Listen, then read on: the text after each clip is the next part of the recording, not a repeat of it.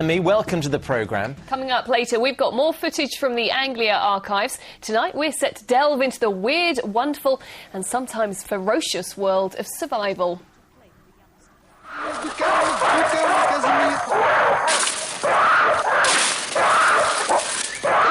Pretty scary stuff, eh? Chap, yeah. But first tonight, how much do you need your post? Well, hopefully not too much, because for the next few days and possibly weeks, there's going to be a fair amount of disruption. The latest postal strike got underway in the early hours of this morning, with mail centre staff and drivers across the country joining those picket lines. We've heard plenty from the workers and Royal Mail, but how are these strikes affecting you? Well, Victoria Webb's been finding out. What do we want? Our post! When do we want it? Now! What do we want? Our post! As a second wave of postal strikes hit the region today, one financial claims company in Ipswich made it clear it's not supporting the strike. We're here because our business predominantly relies on returns, which means mail back from our customers, and unfortunately a lot of our customers are now suffering because their returns aren't coming back on time and they could potentially be losing a lot of money. With no resolution from talks aimed at solving the dispute, the CWU isn't ruling out more industrial action in the coming weeks. Postmen Chris and Stuart have 50 years service between them, and they both feel they'd suffer as a result of Royal Mail's modernisation plans. The deliveries are huge now for ordinary postmen, and they are hard work. And we keep being told that mail is down, but in effect it's not, because we're taking it off our competitors. Well, I think the biggest impact on delivery staff will be the fact that potentially they could all be a part-time workforce. Thousands of staff from mail centres and delivery units have been on strike today. This was a scene in Cambridge. Although in our region they'll all be back at work tomorrow, delivery and collection staff from across the country will be out on strike again on Saturday. As many of us continue to experience an erratic postal service with empty doormats from a lack of deliveries, how much is it really affecting our day-to-day lives? We've been to Norwich and Royston to find out. I get mail from Spain and all sorts of different places, and nothing's been affected so far. Well, I'm waiting for quite a substantial refund from a company we bought something from, around £400. They've said they've posted the cheque. I need the money, hasn't come. They're not really affecting me that much, to be honest, because I live in Royston anyway, so I'm quite happy the way things are. We've got a very good postal service. It obviously is affecting businesses, although the CWU says they're taking industrial action to protect the service in the future.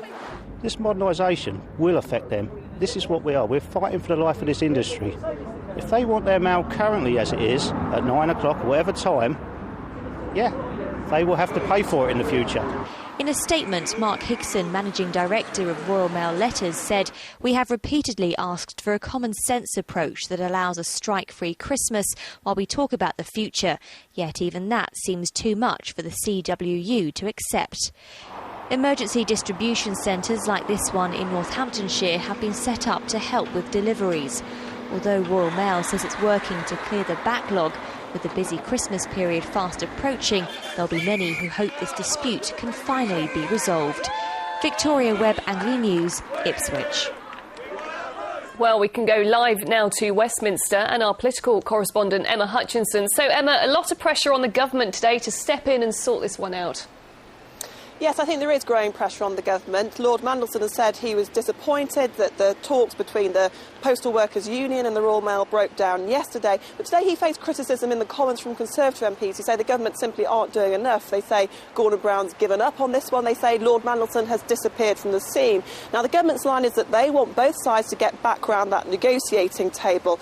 But I think the government don't want to be seen to be too involved in this, preferring for the union and the Royal Mail to work it out for themselves. As for the Communication Workers Union, I spoke to them just a few moments ago. They say they don't rule out further strikes. Of course, they do have to give a 7-day notice if there were to be further strikes. So if there are to be strikes at the end of next week, we'll probably hear about them later tonight or tomorrow.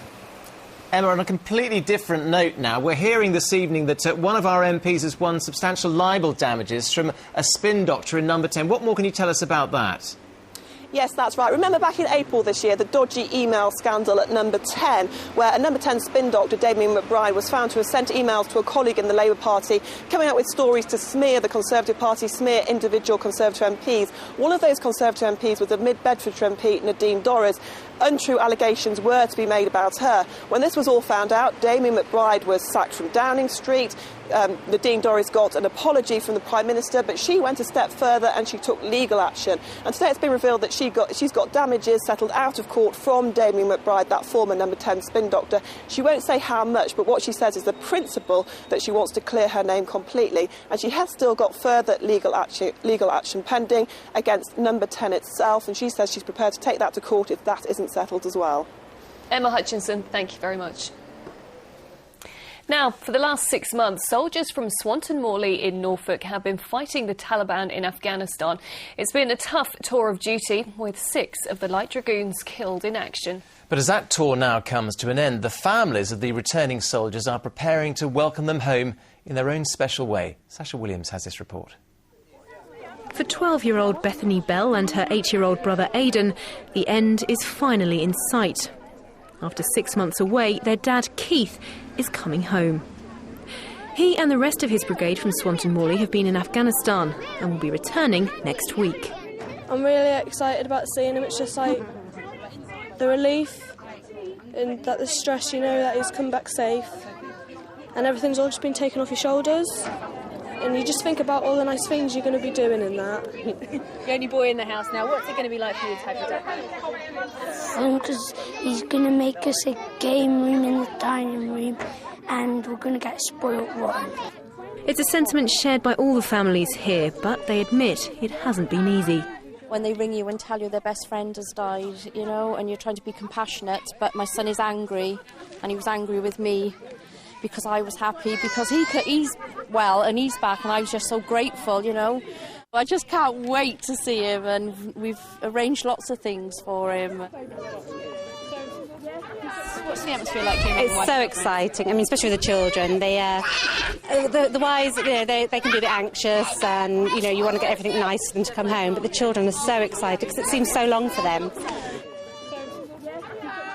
Yeah. I mean, I've been helping a friend today put banners up outside her house because her husband's home today. So I'm excited for her as well. So it's good.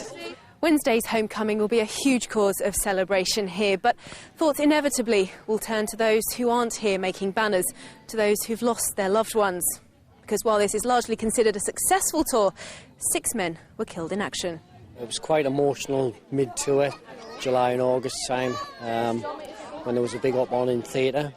The families sort of got together, got themselves through it with the support of the regiment.